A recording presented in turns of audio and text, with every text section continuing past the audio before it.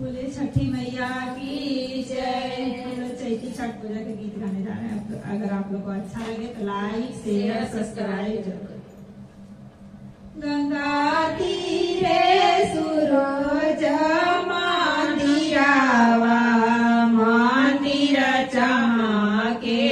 आगा मंदिर चमके आगा गंगा तीरे सूरज मंदिरावा मंदिर चमके आगा मंदिर चमके आगा मंदिर चमके आगा ताही मंदिर सुतेले सूरजमा गोड़े मोड़े चादरता गोड़े मोड़े चादरता ताही मंदिर सुतेले सूरजमा गोड़े मोड़े चादरता गोड़े मोड़े चादरता पैठी जगावे उन करयामा उठा बाबू भैले भीनुसा उठा बाबू भैले भीनुसा तोरा भैले बहा फाटी गईले बोले लगले चिराई चूरू बोले लगले चिराई चूरू उठा बाबू खोली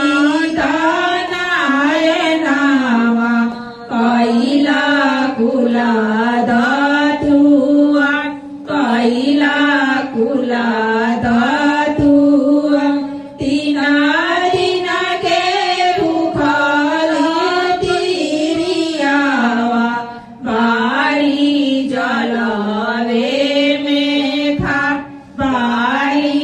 जलवे में खा हाथाले फल नरियारावा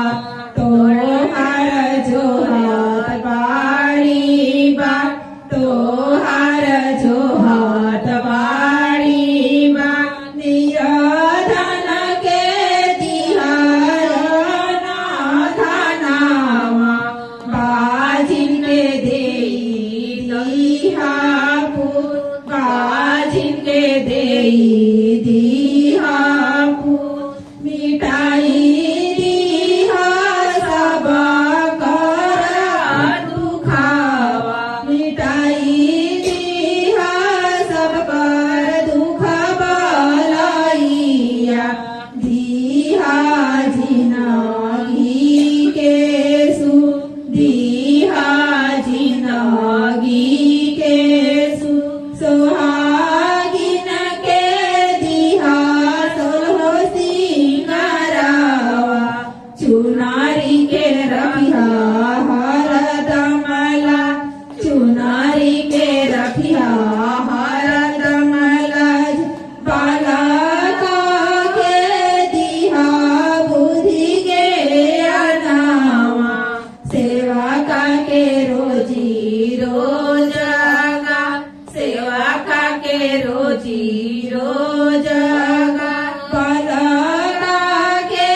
दिहा बुद्धि के अनावा सेवा का के रोजी रोजगा सेवा का के रोजी रोजगा सेवा का के रोजी रोज